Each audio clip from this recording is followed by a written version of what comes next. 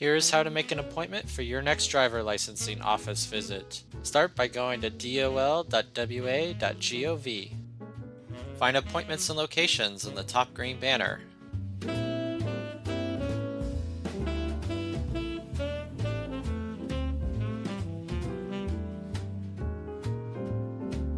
Select a category for your visit.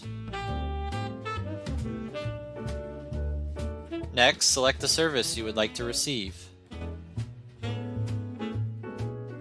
Verify your driver license number. If you don't have one, then check the box.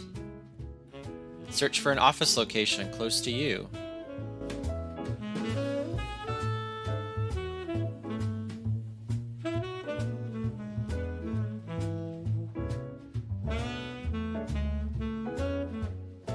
Select the date and time that work best for you.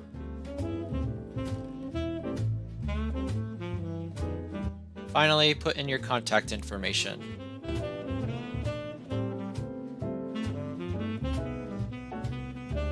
Click Submit and we'll see you soon.